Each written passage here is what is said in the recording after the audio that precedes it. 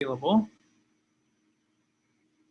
And now you can tell me what tests you think is very important right now to do in this patient. We're doing this a little bit systematically and a little bit more stepwise, like just to go in order. You know, we start with the questioning, the physical examination, then the test, then maybe the calls, and then the interventions. But in real life, this might be a little more dynamic in terms of someone might be doing the questioning while someone is doing the physical examination, and someone else is already deciding in what else we're gonna do. So it will be more dynamic in a team environment in real life, but here for teaching purposes, we're doing it more stepwise. Okay. All right. I see many of you are selecting image study, which is extremely important when we're suspecting a stroke. Also, one thing that we could do is monitor her vital signs. Let's see those vital signs. What do you think of those vital signs? Anything that calls your attention or not? What do you think finding of those? it difficult to move And my I see that left arm and leg. 65% of you have selected head CT. So let's transfer the patient to the radiology room and perform a head scan CT. underway. Okay. And then I see other of you are selecting cerebral CT angiogram. 62% of you have selected, so we can do that too.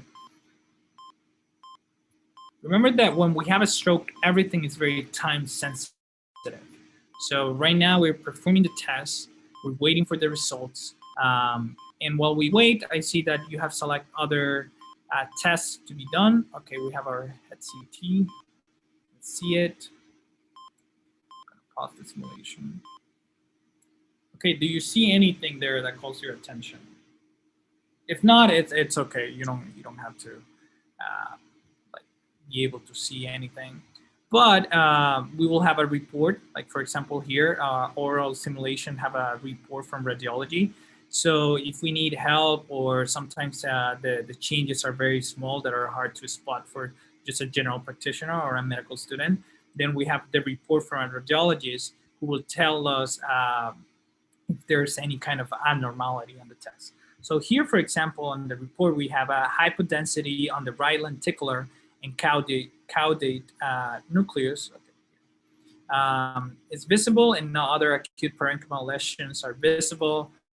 The right middle cerebral artery shows normal density of its outline, and other lesions are visible, and has an aspect or Alberta score of 8. So this score is abnormal. The normal value is 10, and then you decrease 1 point for each area of the anterior cerebral artery that is compromised. In this case, we have the lenticular and the caudate nucleus that is compromised, so we have an aspect score of 8 because we took out 2 points out of the normal value of 10. Okay. For me, in this head CT, it's actually hard to see these lesions. We should be able to see a hypodensity here on this side, which is the side of the caudate nucleus. But it's a little bit hard to see it actually. So let's see the cerebral CT angiogram. What else? What other information can show us? So we're there. While we're waiting, I see some of you want to see the complete blood count. We can do that. I can't move my left arm and leg. Biochemistry, I see it too. Okay, so now we have the angiogram here. To the lab. Let's pause the simulation so we can see it better. Okay, so that's the angiogram again. You don't have to be able to interpretate. Specifically, if you're a medical student, this is way out there, more specialized training. We can kind of see something here I wanted to show you here. So here we have this, the anterior cerebral artery, and we can see that here on the left side goes here, it's normal. This white part is kind of normal, but then here on the right side, we see it doesn't follow the same path. It kind of like stops here. So that's already indicating us that there's some kind of occlusion there. And then if we go to the report, we see occlusion of the middle third of the right middle cerebral artery M1 segment is visible, albeit less prominent than in the contralateral hemisphere. Retrograde flow is visible in the distal portion of the M1 segment, and more distal artery segment likely related to collateral circulation. So, okay, so there's some circulation happening here, but mostly or probably likely because of collateral circulation, not because the middle cerebral artery is providing blood to that area. And no other abnormalities are visible. So now we have a positive head CT that doesn't show hemorrhagic stroke. That's very important. That's the first step. The first test that we do when we're suspecting stroke is that we want to know if it's ischemic or if it's hemorrhagic. Okay, so we had the head CT. It was not hemorrhagic. And beside that, we have the CT8 or CT angiogram that now shows a complete occlusion of the right middle cerebral artery.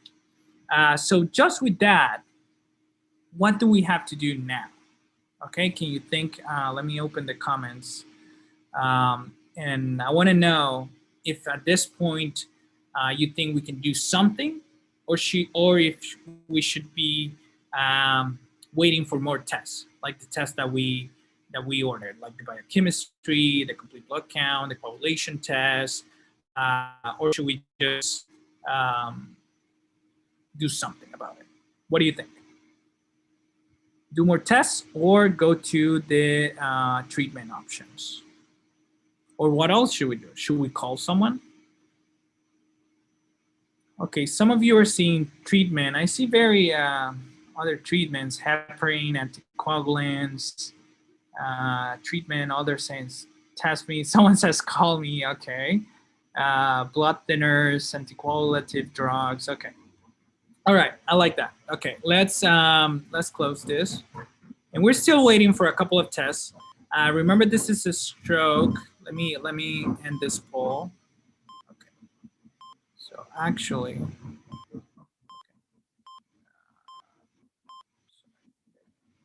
let me end this poll, and now let's do the poll of calling. Who do you think we should call? There's only 4 options, so just feel free to think which service should we call in this case, for example. And then briefly after this one, I'm just going to launch the one about interventions, so we know what kind of treatment we want to provide. Okay, because we have already some tests. We have a head CT and angiogram, CT angiogram, that already shows a stroke. So we can start like intervening right away. Okay. So I see some of you are stroke unit. Okay, 42% stroke unit. Definitely we have to call this stroke unit because this is a stroke, and then if the hospital have a stroke unit, would have a neurologist, would have a nurse in neurology, would have like a specific personnel that will take better care of this patient. We have the biochemistry here. The program already shows like it will tint it in red if there's anything that is abnormal. And here we have everything in black, so it shows that everything is normal. There's nothing really abnormal in this patient. Renal function is well, blood glucose is nice, electrolytes are good, everything is good except for this stroke that is happening on her head. Okay, complete blood count, same thing, everything normal. Leukocytes are normal.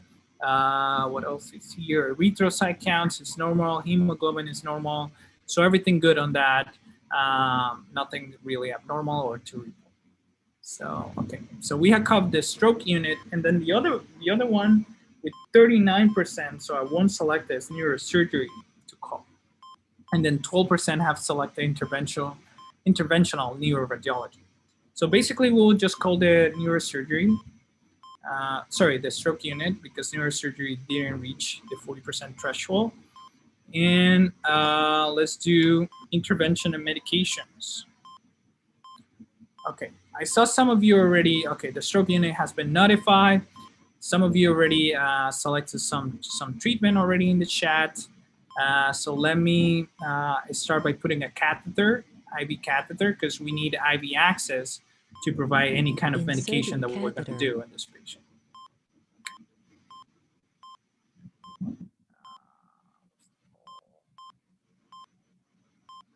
I can't move my left arm and leg. And then there's another poll happening right now for the medications and procedures. Can you see it? Okay, we already put the I'm gonna pause it here. We already put the catheters, the IV catheter. And now I would like to know if you think there's other things that we should be doing.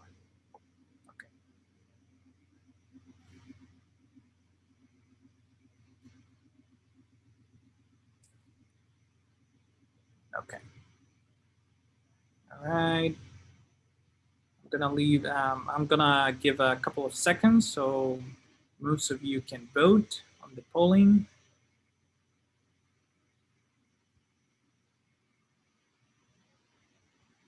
Okay.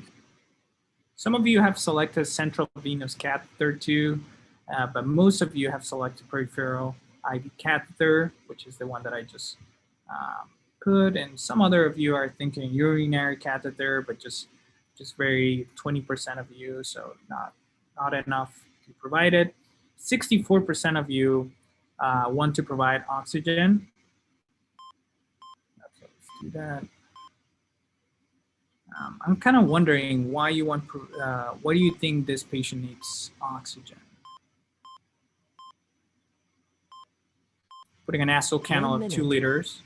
64% select oxygen, but let's look at the O2 saturation. It has 95% before having oxygen. 95% it's a normal value actually. So I'm providing oxygen, but there was really no necessity to do it. And then in the, okay, let me pause here. Then in the medications, I see, okay, 39% of you have selected antihypertensive. And I can see why some of you think that will be a thing to do, because we have a blood pressure of 147 over 96, sometimes reach 150 or something, which it's an elevator hypertension. However, when we have a stroke, specifically a ischemic stroke, there's no evidence that supports that we have to lower the blood pressure. We only lower it when it's above 185 over 110. If it's above that, then we lower the blood pressure. But if it's below that, like in this case, we won't do it because there's no evidence of benefit or harm. So we just leave it like that. And actually, if you think about it, this is kind of, it's a possibility, it's a mechanism of the body to keep giving blood to the brain area that is not receiving enough blood. So we increase the blood pressure, so more blood is reaching the area that is having the stroke. And that also for the collateral area to receive blood. So we won't, or we don't want to lower that and make it even more difficult. And then 81% of you have selected anticoagulants. And then 30% of you have selected fibrinolytics. Okay, I'm gonna respect what the majority have selected. So let's do the anticoagulants. I saw some of you in the comments suggested heparin. I guess I'm just gonna go for that one. Let's do intravenous bolus. Do 4,000 units. And then we could do infusion. Okay.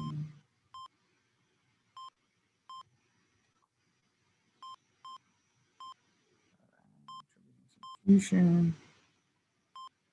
And we could do half of it to 2,000 units out. Okay. And then pretty much that's what reached the 40%. Then some of you selected other things, but they didn't reach a threshold. I see some of you select antibiotics. There's no indication that the patient has some kind of infection. Her leukocytes was fine. We haven't checked her temperature, but we can. And for example, if we check her temperature, we will see a normal temperature here, 36.8. So there's no fever either. There's no reason to believe that there's some kind of infection. Analgesics, She's not in pain, so really there's no reason to give analgesics. Antiplatelets, some of you selected 27% of you selected that one. There's no reason to provide it either, just basically because although it's a ischemic stroke, there's no evidence of starting anticoagulant in the urgent care. We can start anticoagulants like antiplatelets, sorry, like aspirin 24 hours to 48 hours after the stroke. So the next day or the second day following. And then leave it for 21 days, and that has reduced mortality over 90 days period.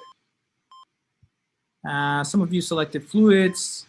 The patient has normal pressure and everything seems normal. So far there's no indication for fluids. Obviously she will probably require fluids throughout her hospitalization, but in this urgent care situation, not really.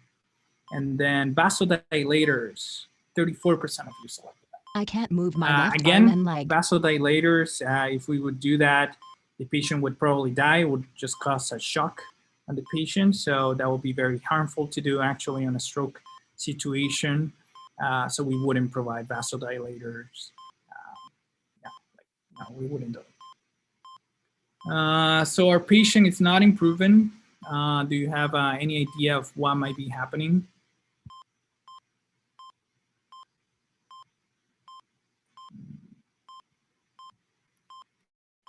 Because we select anticoagulants. We gave the anticoagulant. We called the stroke unit, but she's still not okay. Let's ask about it. I feel it very difficult to move the left side of my body. Okay, so still very difficult to move her left side. Well, what do you think? What else is happening here? What are we not doing? What are we missing? Anything?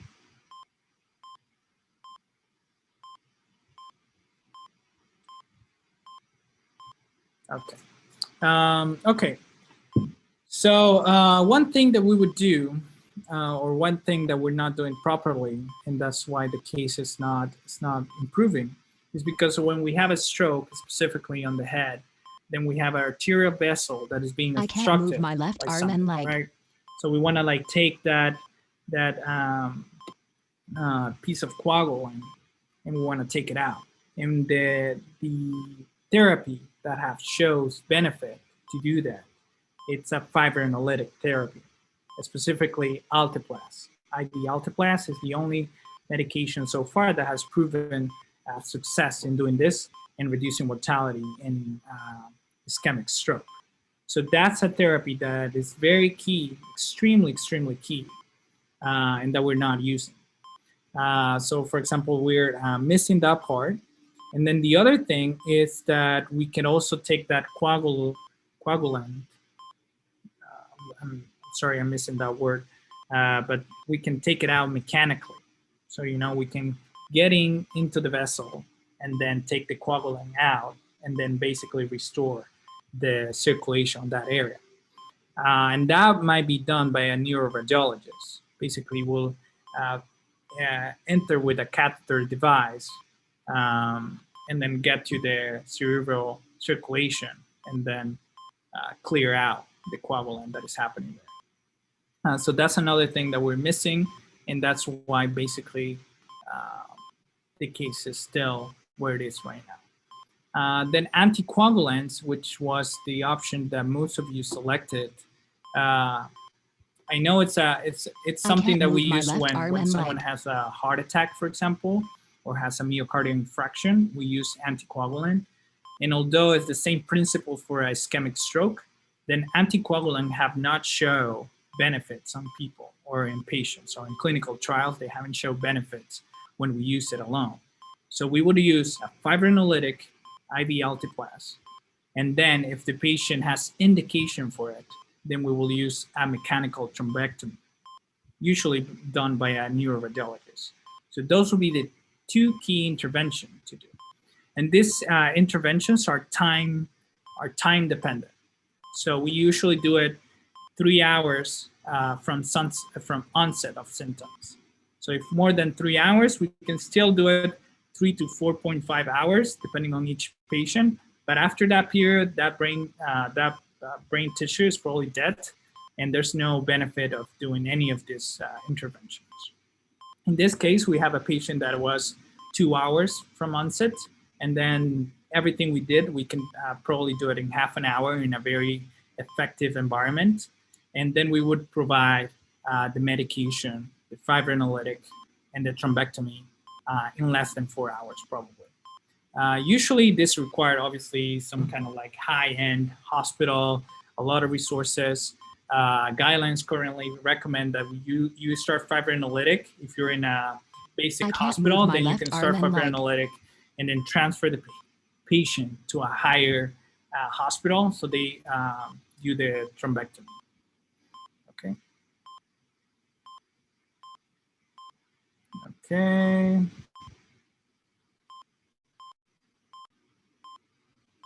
Okay. So let's just end the case at this point because it's not going to improve the patient. I already said why, but let's end it. So we can end the case like this. We can just end it or go to the debriefing. So let's go to the debriefing. And before the debriefing, I'm going to launch a last polling. So you tell me what diagnosis is the most likely. Okay. So right now we have the last polling, sorry. Just to know the diagnosis, what do you think it was?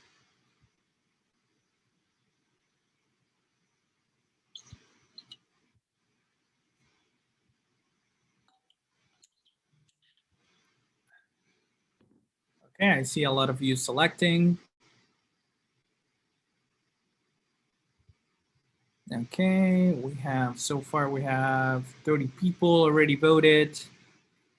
So far 100% have selected ischemic stroke. That's good. Yeah, it was the case of a stroke first, and then by the imaging studies that we ordered, they had CT. And the CT angiogram, we could like entitle that it was ischemic source stroke. So let's confirm that. And then I see that 95% of you would like to have more presentation like this. This is very good. Having practice with virtual patients complementary to everything that we learn in medical school theoretically, because it's very different to learn these concepts and all of this in a book where you might be reading pages and pages and then you kind of forget what you read like, I don't know, 10 or 15 pages ago. But when you put it in practice, then you have to like bring all that knowledge that you do have. It's just that it's like maybe separated or not connected properly. But then in a practical situation like this, then you put everything, all your knowledge together, and then you will have like better performance. And obviously this will impact the way you treat real patients. I saw a lot of you loved the presentation. A lot of you quite loved it. So that's great. And 93% of you did learn something new. That's great. We always do this kind of webinars. So you learn, so we all learn from each other's. Some of these things are, if you're just a medical student, second, third year, some of these things might not make that much sense to you. Don't worry, that will eventually happen with time, experience, and knowledge. But for now, this is the important thing of using virtual simulation or virtual patient to enhance your performance and to enhance your knowledge. Okay. Let's continue and let's see how we did in our global performance. As I mentioned before, we did not that well because we missed 2 critical interventions. If we see it here, I'm not going to go too much in the, let's see, diagnostic activity. In dialogues, there were feel pain since symptoms onset. That was a question that we could have asked. Do you have high cholesterol? Okay, it was a question that we could have asked, just thinking risk factor for ischemic stroke. Second priority, just things that we might ask. They don't impact the score that we have. So those are not so important that we could do it, we cannot do it if we believe they're important or not. And then in tests, There's only one test that we missed that was very important, the cerebral perfusion CT. This is mostly if we're thinking that we're going to do mechanical thrombolysis or thrombectomy, then this test might give us a better image of all the tissue that is being compromised, okay? So all the area of the middle cerebral artery that is being compromised. It will be better for the neuroradiologist to assess. And then second priority, we could have done other tests. This is very important because when we have a stroke specifically, there's no test that is more important than a head CT. Once we have done a head CT, we only do a glucometry, and that's basically it. And then we can start interventions. Intervention with IV Altiplast, okay, which is what's the word? TPA, a TPA agent, a TPA agent. Sorry?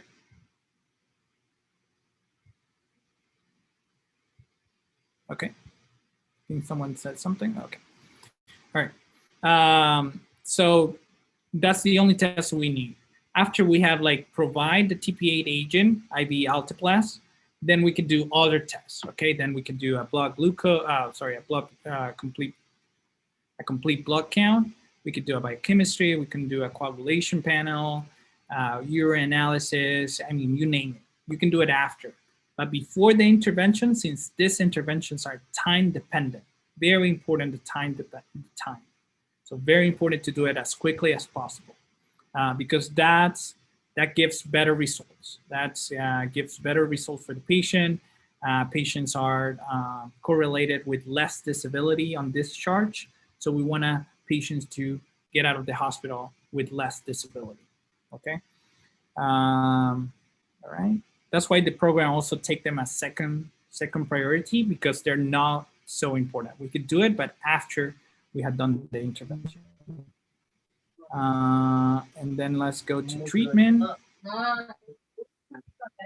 And then treatment in call, we only got 33%. Someone saying something? No?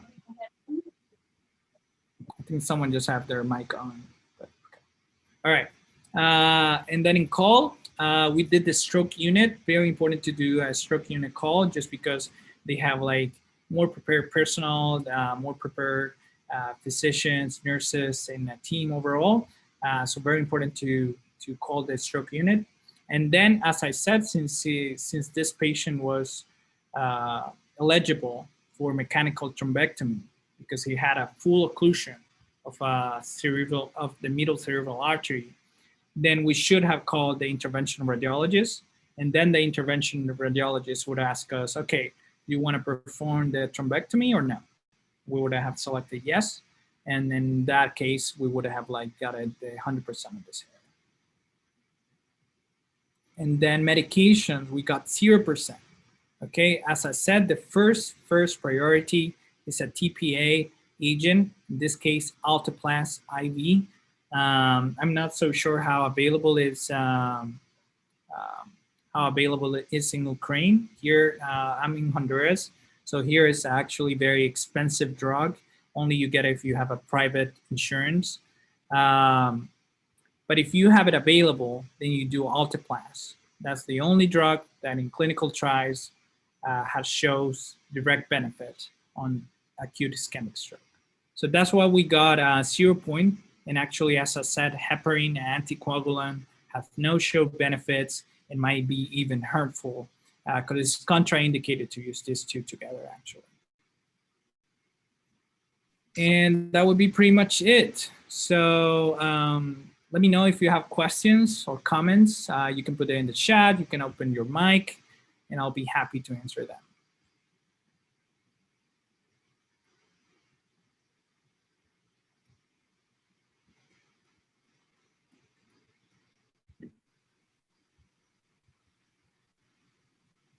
So if there are no more questions about the case, maybe I will ask Taras to open the mic and camera and tell us a little bit about the body interact solutions that we have.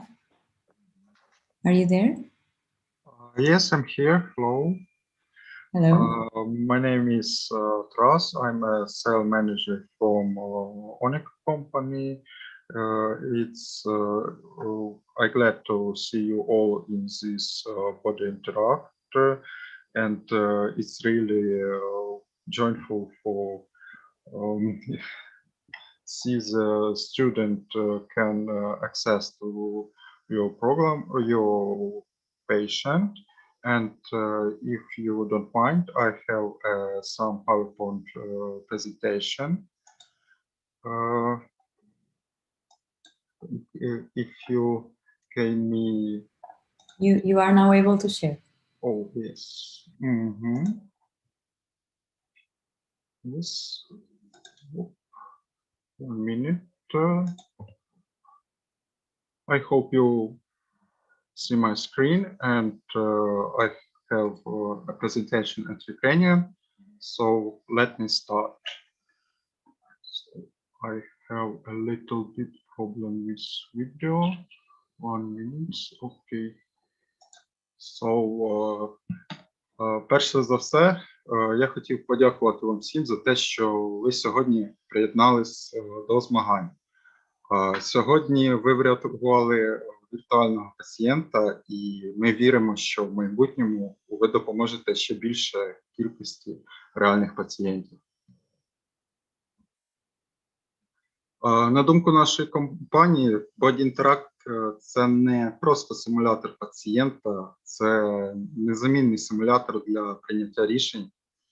Завдяки йому ви можете переконатися, як важливо провести коректну діагностику та своєчасно надати правильну допомогу. Наша компанія Оніко регулярно приймає участь у всіляких виставках та конференціях, присвячених розвитку медичного обладнання. У допандемічні часи студенти будь-якого університету та працівники медичної галузі мали можливість спробувати власні сили у діагностуванні та лікуванні віртуального пацієнта.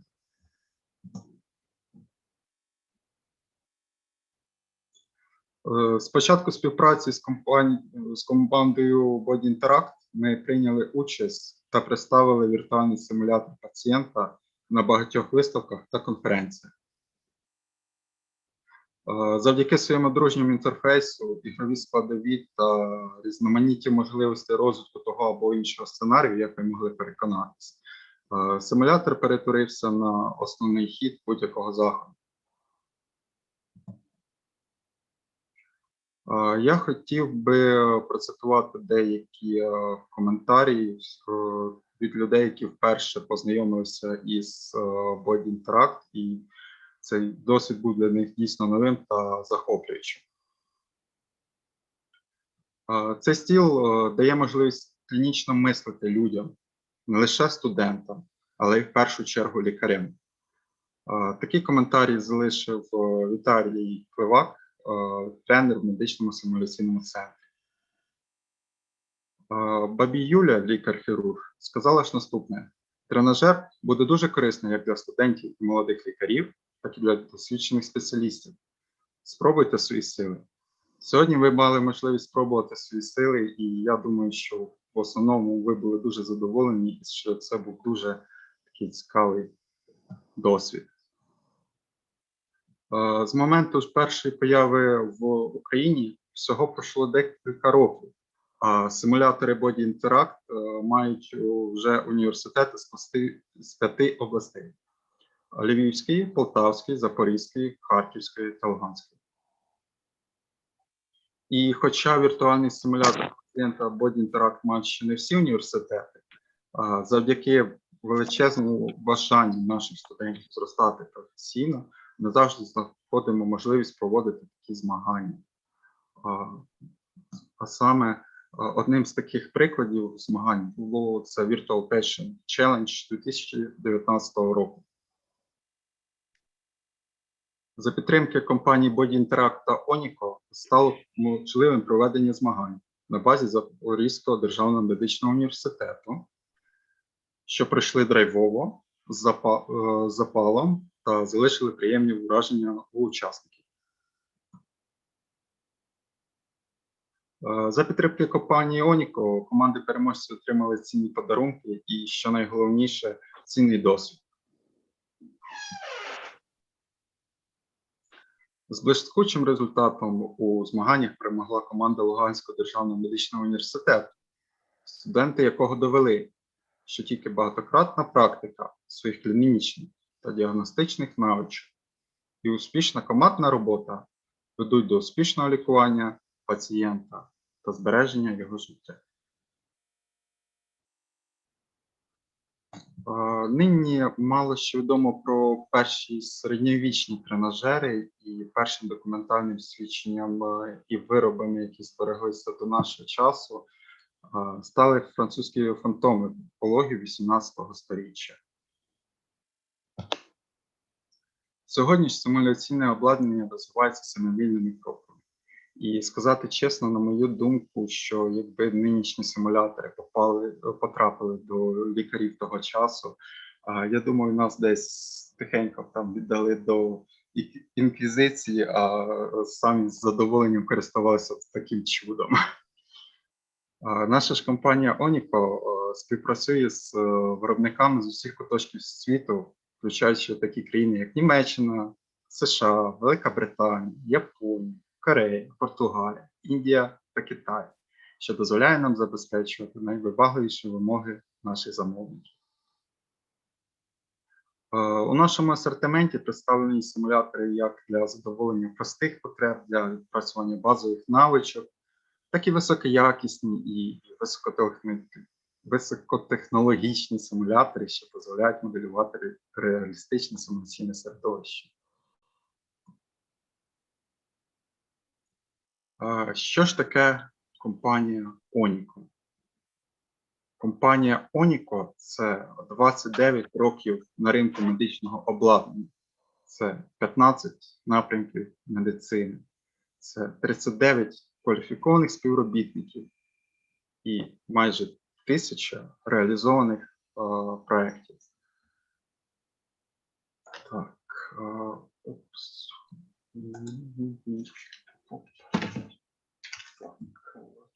з більш детальною інформацією про симулятори та тренажери ви можете ознайомитись на нашому сайті або проконсультуватись з нашими менеджерами за адресами, які ви бачите на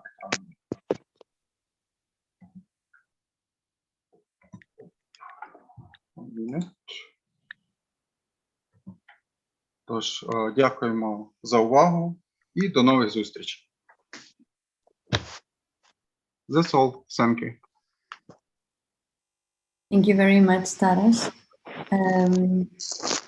Now I would like to know if anyone has any question that you'd like to know. We are almost finalizing the session today. Shifa, I don't know if you want to add anything else. Thank you so much, Raquel, for giving me an opportunity to speak. First of all, on behalf of entire ENSA Ukraine, a big thank you to Body Interact for conducting this session with us. And special mentions to Raquel for helping us out in this event, and Kevin for a beautiful coverage of the application and the webinar. Lastly, I would thank all the members who turned in for this session, and thank you for your valuable time and energy with us. Thank you so much. Thank you very much for your kind words, Shifa. I would like anyone to tell you that in case you want to experience Body Interact for yourself, if you go to our website, you have a free trial that you can use. We have built a COVID-19 course during the beginning of the pandemic with the collaboration from doctors from all over the world. So we have 6 virtual patients that you can practice on your own. It's an online course. Just go to bodyinteract.com and there will be a free trial. And if you're interested in bringing Body Interact to your university or to explore more options, we are also available to schedule online meetings. You can just fill out a form in our website and we will be glad to give you more detailed information about it. So everyone, again, thank you for being here. Great pleasure to offer you this session. Hope you're safe, hope you're healthy, you and your families, and see you next time. Thank you. Bye-bye. Thank you very much. Thanks, everybody. Jaku. Bye-bye. Thank you. Thank you very much. Goodbye. ありがとうございました。Thank you very much. Goodbye. Thank you.